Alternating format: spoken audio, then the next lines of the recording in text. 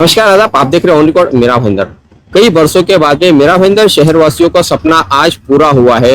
आज जागतिक महिला दिवस है और इस मौके पर मेरा भाईंदर शहर में सुप्रीम कोर्ट के चीफ जस्टिस अभय ओक ने आकर दीवानी व फौजदारी न्यायालय का उद्घाटन किया।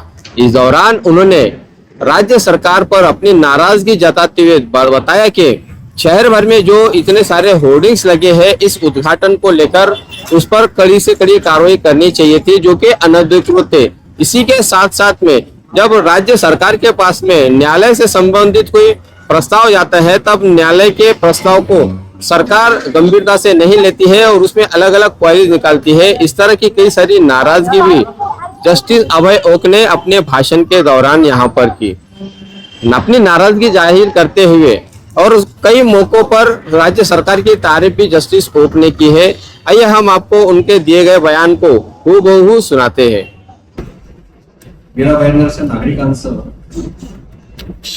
अनेक वर्ष असलेलं स्वप्न आज उशिरा करणं साकार होत आहे। याच्याबद्दल मी मेरा भाईंदर नागरिकांचं अभिनंदन करतो। आपल्याला कदाचित माहिती नसेल की ठाणे जिल्ह्याचं न्यायिक क्षेत्र एकेकाळी फार मोठं होतं। ते रायगड जिल्ह्यापर्यंत होतं, त्यावेळेला अलिबागला जिल्हा न्यायालय नव्हतं आणि हळूहळू जसं स्वातंत्र्य मिळत गेलं त्यानंतर ही संकल्पना रूढ झाली, justice at the door steps, आणि म्हणून अपरिहार्यपणे न्यायालयाच्या अधिकारांचं आपण विकेंद्रीकरण केलं आणि म्हणूनच आज मेरा भाईंदरच्या कोर्टाचं उद्घाटन होत आहे। आपले नवीन मुख्य न्यायमूर्ती त्यांना एक गोष्ट मला आवर्जून सांगायची आहे की ठाणे जिल्हा हा एक वेगळा जिल्हा आहे। याचं कारण असं आहे की भारताचा एकच जिल्हा असा आहे की जिथे 7 महानगरपालिका आहेत। कुठल्याही जिल्ह्यात 7 महानगरपालिका नाही। आणि त्यामुळे जेव्हा न्यायालयाला साधन सुविधा द्यायचा प्रश्न निर्माण होतो, त्याच वेळेला याचा पण विचार करावा लागतो की हा जरी तालुका नसला तरी महानगरपालिका असल्यामुळे तिथे न्यायालय आज आपण तयार केलेलं आहे। आज मी आमच्या न्यायिक अधिकाऱ्यांच्या मी तिथे शिक्षण देतो। महाराष्ट्र ज्युडिशियल अकॅडमीवर माझा कार्यक्रम होता। ठाण्याहून मी या शहरात आलो। शहरात आल्यानंतर मला खूप आनंद झाला, कारण दोन्ही बाजूला फार मोठे फलक मला दिसले की आज मेरा भाईंदरच्या न्यायालयाचं उद्घाटन आहे। न्यायालयाला एवढं महत्व दिलं जातं आणि मोठे फलक टांगले जातात। मला खूप आनंद झाला, पण तो आनंद फार थोडा काळ टिकला। त्याचं कारण असं आहे की मुंबई उच्च न्यायालयाचा एक निकाल आहे की प्राधिकरणाची परवानगी घेतल्याशिवाय आपल्याला कुठेही फलक लावता येत नाही, आणि त्या फलकावरती जर त्या परवान्याचा क्रमांक लिहिला नसेल तर तो फलक हा बेकायदेशीर आहे असं मानलं पाहिजे आणि नगरपालिकेचं कर्तव्य आहे की ताबडतोब काढून टाकलं पाहिजे। माझा आनंद थोडा काळ टिकला याचं कारण असं आहे त्या कुठल्याही फलकावरती परवानगीचा नंबर लिहिलेला नव्हता। म्हणजे न्यायालयाच्या उद्घाटनाचे बेकायदेशीरित्या फलक लावले गेले असं व्हायला नको करणं।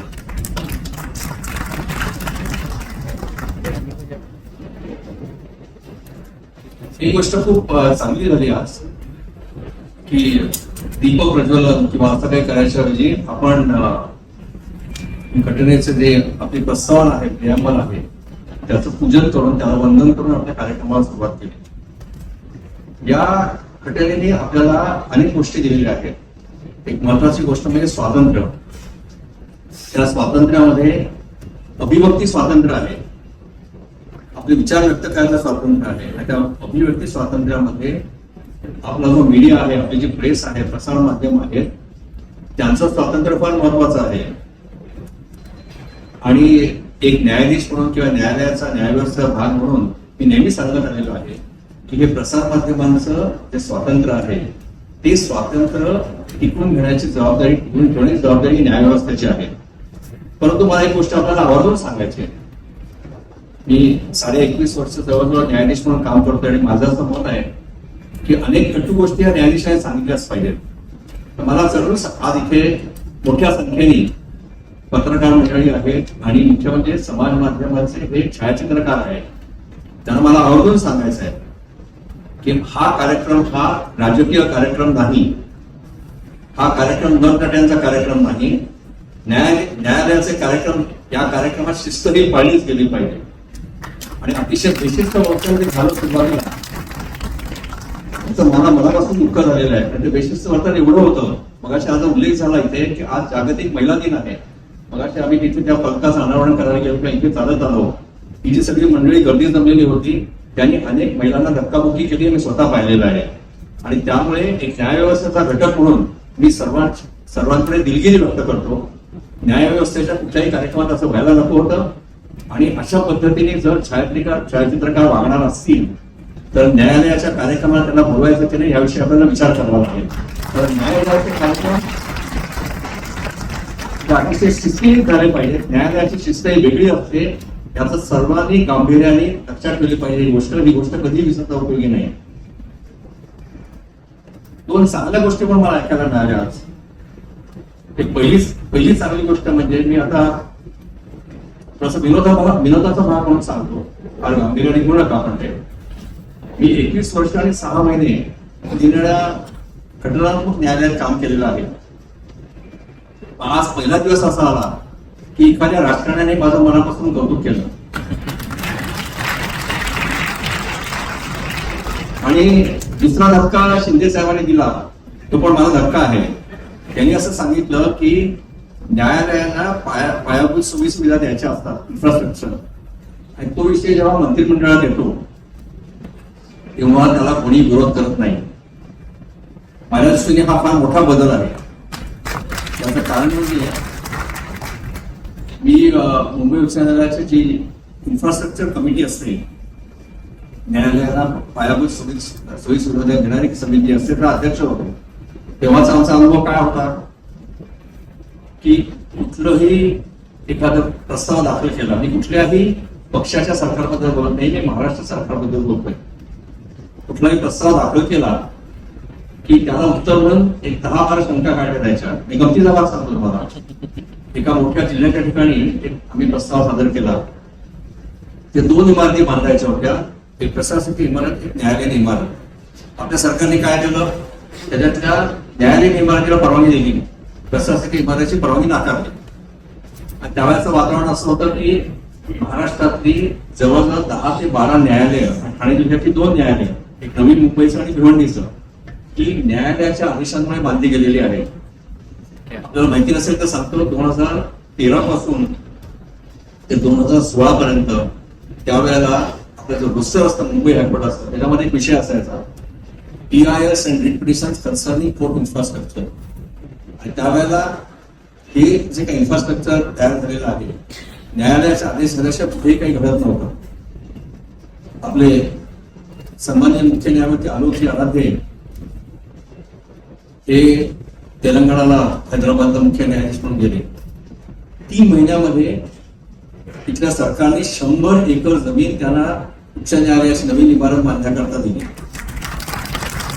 आणि आपल्याकडे परिस्थिती बघा, 2018चा आदेश होता न्यायालयाचा, 30 सप्टेंबर 19 पर्यंत कमीत कमी 25 एकर जागा ही मुंबई उच्च न्यायालयाचं नवीन इमारत बांधण्याकरता द्यायला पाहिजे.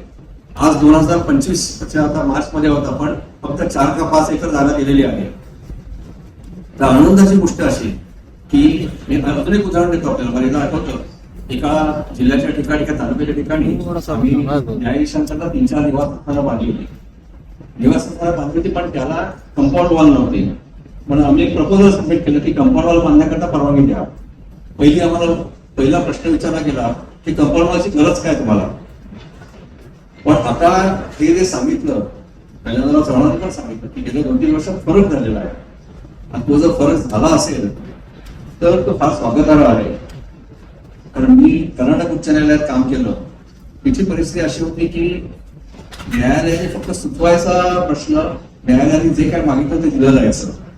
आणि म्हणून आपण जर अजूनही गेलं कधी कर्नाटकमध्ये, मी प्रत्येक जाहीर कार्यक्रमात सांगतो होता की तिथे ज्या पायाभूत सोयी सुविधा आहेत न्यायालयाला दिलेल्या, त्या आपल्यापेक्षा कितीतरी चांगल्या आहेत. पण आता शिंदे साहेबांनी सांगितलं त्याप्रमाणे एक महत्वाचं परिवर्तन झालेलं आहे.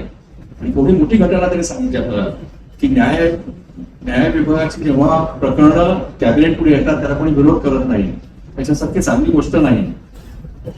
आणि म्हणून म्हटलं की दुसरी एक चांगली गोष्ट मलाच कळली. आणि त्याचं आपण सगळ्यांनी स्वागत केलं पाहिजे.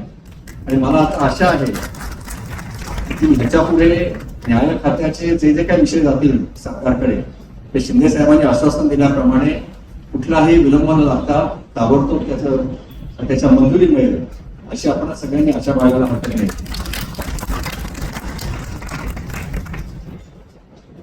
दुसरी गोष्ट मला आवर्जून सांगायची आहे, शिंदे साहेबांना पण सांगायचे आणि आराध्य साहेबांना पण सांगायचे. मी 1983 पासून ठाण्यातली वकील संघटना पाहिलेली आहे. या संघटनेचं एक वैशिष्ट्य आहे, दोन वैशिष्ट्य आहेत असं म्हणेन.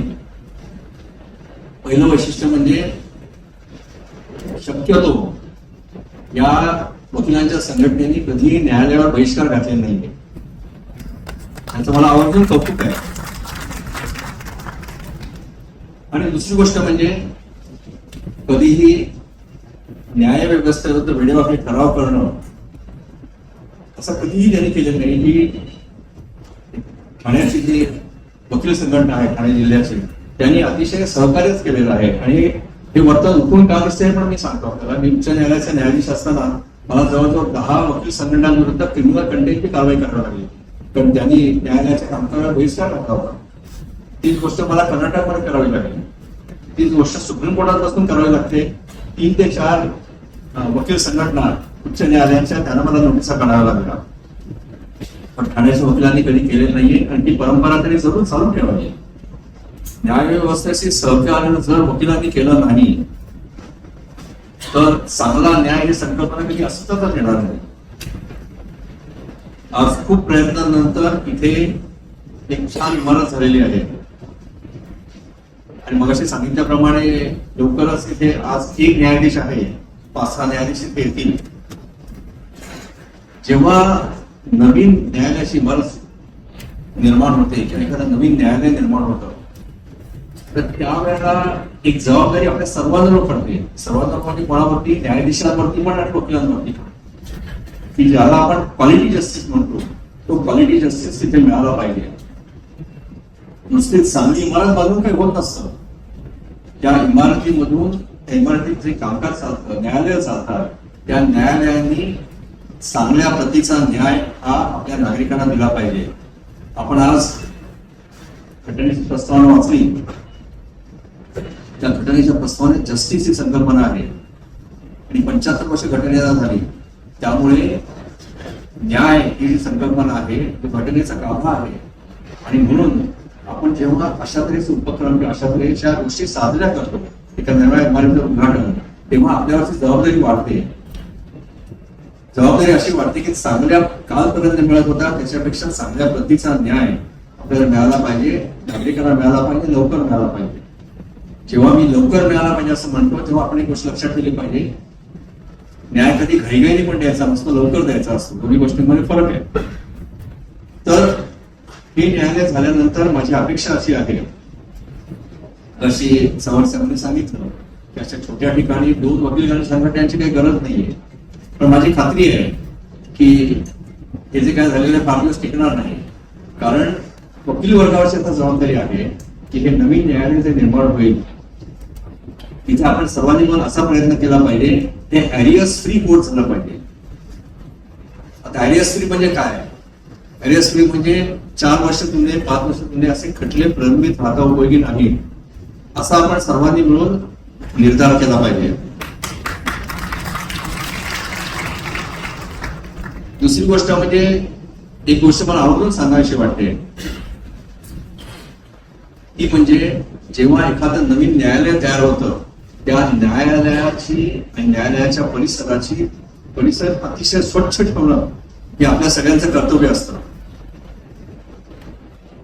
महाराष्ट्रामध्ये थोडी मोठी परंपरा आहे. संतश्रेष्ठ गाडगे महाराज त्यांनी काय संदेश दिला असेल? देवाची पूजा करायचा संदेश दिला नाही, स्वच्छता करा, स्वच्छता पाळा हा संदेश दिलेला आहे. मी अनेक ठिकाणी, अनेक राज्यांमध्ये मी जातो, न्यायालयाच्या परिसरात जातो, न्यायालयाच्या आवारात फिरतो, त्यामुळे एकच गोष्टी जाणीव होते की महाराष्ट्रामध्ये तंबाखूचा खप फार प्रचंड संख्येने आहे. त्याची साक्ष आपल्याला न्यायालयाच्या आवारात दिसत असते. तर त्यामुळे न्यायालयाचा परिसर स्वच्छ राहील आणि स्वच्छ ठेवला जाईल याची आपल्याला सर्वांना जबाबदारी असते. ती जबाबदारी न्यायाधीशांना जशी असते तशी वकील वर्गावर असते. दुसरी गोष्ट म्हणजे नवीन जेव्हा न्यायालय होतं तेव्हा एका गोष्टीत आपण मान बाळगला पाहिजे की सामान्य पक्षकाराला बसण्याकरता व्यवस्थित जागा पाहिजे, त्याला पिण्याचं शुद्ध पाणी मिळालं पाहिजे आणि अतिशय स्वच्छ आणि सर्व आधुनिक सोयी सुविधा असलेली प्रसाधन गृह मिळाली पाहिजे. कारण आपल्याकडे जे पक्षकार येतात, आपल्याकडे ते साक्षीदार येतात, ते सकाळी ते 11 वाजता न्यायालयाला आशेने येतात आणि बऱ्याच वेळा तारीख घेऊन परत जातात संध्याकाळी. त्यांना कमीत कमी व्यवस्थित इथे बसता येईल, दिवसभर सोयी सुविधा मिळतील याची आपण काळजी घेतली पाहिजे. आपण त्यांनी न्यायाधीशाला सुविधा मिळायला पाहिजे, वकिलाला सुविधा मिळायला पाहिजे, त्याच्यात मागण्या करत असतो.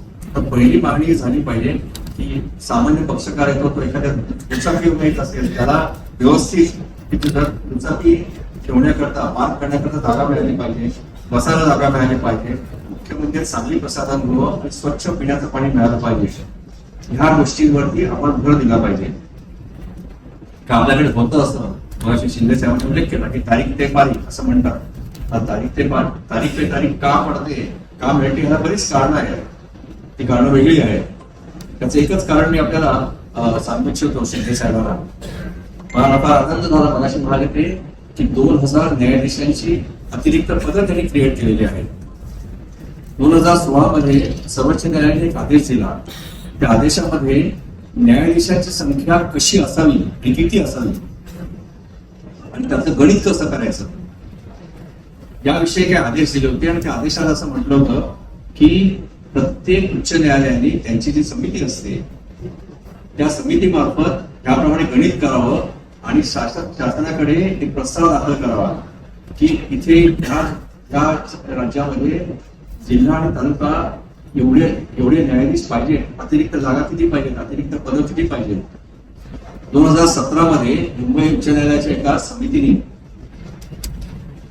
त्या समितीचा मी अध्यक्ष होतो, त्या समितीमार्फत उच्च न्यायालयामार्फत आम्ही प्रस्ताव सादर केलेला आहे. त्या प्रस्तावाप्रमाणे आम्ही असं म्हटलेलं आहे की महाराष्ट्रामध्ये 2017 सालची गोष्ट आहे, 8000 अतिरिक्त न्यायाधीशांची गरज आहे. आणि जर 8000 न्यायाधीशांची पदं निर्माण केली तर तारीख पे तारीख ही जी काय संकल्पना आहे ती संकल्पना आपण विसरू. आता ती गोष्ट सोपी नाहीये, मला कल्पना आहे. राज्यकर्त्यांवर काही बंध असतात, कारण नुसती पदं निर्माण करून चालत नाही. त्या पदांबरोबर पायाभूत सोयी सुविधा द्याव्या लागतात, न्यायालयाच्या इमारती उभ्या कराव्या लागतात, न्यायालयात कर्मचारी वर्ग नेमावा लागतो, न्यायालयांमध्ये संगणक द्यावे लागतात. परंतु महाराष्ट्र हे अतिशय प्रगतीशील राज्य आहे असं आपण म्हणतो. त्या संदर्भात शेवटची गोष्ट सांगणार आहे आणि मग मी थांबणार आहे. 2002 मध्ये सर्वोच्च न्यायालयाने एक निकाल दिला. त्यात त्यांनी असं म्हटलं होतं की भारतामध्ये न्यायाधीशांची संख्या किती असावी याचा तो निकाल होता. त्यांनी त्यात असं म्हटलं होतं की 10 लाख लोकसंख्येच्या मागे भारतामध्ये 50 न्यायाधीश पाहिजेत. आणि त्यांनी असं म्हटलं होतं की ही गोष्ट आपण 5 वर्षात साध्य करून दाखवली पाहिजे. 2002 नंतर कोर्टात दाखल होणारी खटली प्रचंड संख्येने वाढलेली आहे, लोकसंख्या वाढलेली आहे. आणि आज आपण जर विचार केला तर आज 10 लाख लोकसंख्येकरता भारतामध्ये फक्त 21 ते 22 न्यायाधीश आहेत, जे 50 असायला पाहिजे होते 2007 मध्ये. तर मला नेहमी असं वाटतं, तिथे अनेक मंत्री महोदय सुदैवाने उपस्थित आहे, की महाराष्ट्र हे जर प्रगतीशील राज्य असेल तर आपण येत्या 10 वर्षात किंवा 15 वर्षामध्ये असा उद्देश आपण ठेवला पाहिजे, उद्दिष्ट ठेवलं पाहिजे आपल्या समोर की या राज्यामध्ये 10 लाख लोकसंख्येला 50 न्यायाधीश राहतील. आणि हा उद्देश आपण साध्य करू शकलो तर मला असं वाटतं की या सामान्य माणसाला खूप चांगल्या पद्धतीचा आणि चांगल्या प्रतीचा न्याय मिळायला लागेल. कारण घटनाकारांचं तेच तर स्वप्न होतं की सामान्यातल्या सामान्य माणसाला न्याय मिळाला पाहिजे. आणि तो न्याय मिळवून देण्यामध्ये आपण खूप कमी पडतोय. त्यांनी प्रांजळपणे कबूल केलेले आहे अनेक वेळा आणि आजही कबूल करतो. पण त्याच्याकरता आपल्याला फार मोठे प्रयत्न करावे लागतील. आणि आपण हे जर प्रयत्न केले तर अजून 15 ते 20 वर्षामध्ये महाराष्ट्रामध्ये आपण मोठ्या संख्येने न्यायाधीश जर नियुक्त केले, मोठ्या संख्येने पायाभूत सुविधा दिल्या तर आपण सामान्य माणसाच्या घरापर्यंत न्याय पोहोचवू शकू अशी त्याची मला खात्री आहे. आज मला माहितीये की तुमच्या वकील वर्गाचा खूप उत्साह आहे आणि म्हणूनच एवढ्या मोठ्या संख्येने इथे नागरिक उपस्थित आहे. त्याच उत्साहात आपण काम चालू करा, त्याच उत्साहात न्यायाधीशांना सहकार्य करा आणि अतिशय चांगल्या पद्धतीचा न्याय आपण सामान्य नागरिकाला देऊया, एवढीच मी आपल्याला विनंती करतो. आणि मला आपण इथे बोलवलं, मला सन्मान केला त्याबद्दल मी आपला ऋणी आहे. धन्यवाद.